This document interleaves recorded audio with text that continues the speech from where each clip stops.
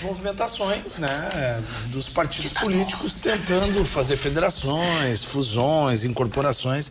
Eu venho dividindo com vocês aqui a questão do PSDB e do Podemos.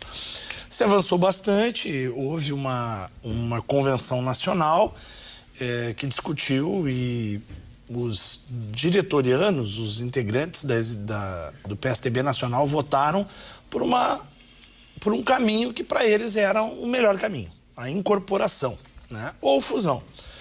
Deram liberdade à Executiva Nacional, comandada pelo presidente Marconi Perillo, para avançar nas negociações. A presidente do Podemos, Renata Abreu, esteve visitando a sede nacional do PSDB, falaram sobre o que vinha pela frente, porém agora houve um esfriamento total nas relações e quero deixar muito claro que vou usar a expressão relação, porque vou explicar com uma expressão no final que vai definir bem o que está acontecendo.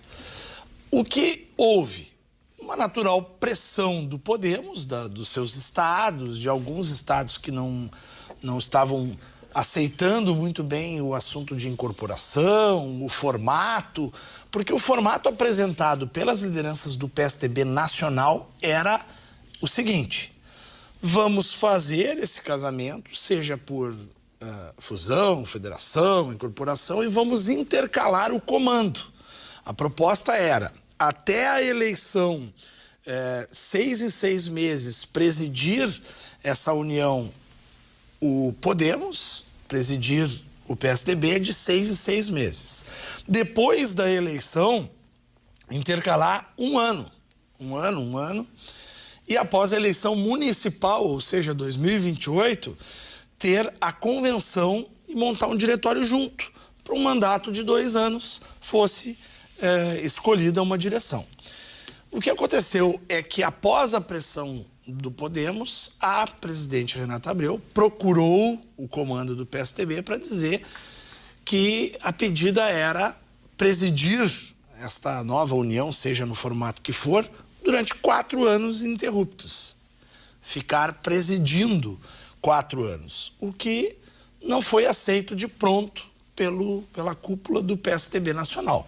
Então houve um esfriamento da relação e o PSDB se manifestou hoje dizendo que pode avançar daqui a alguns dias com o próprio Podemos no caminho de uma possível federação, mas que retoma a conversa com Solidariedade, com Republicanos, com MDB, que eram conversas de federação que já existiam.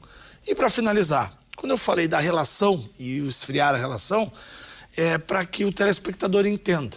Se houver uma federação, a partir do início de 2026, é um casamento na política, mas com separação total de bens.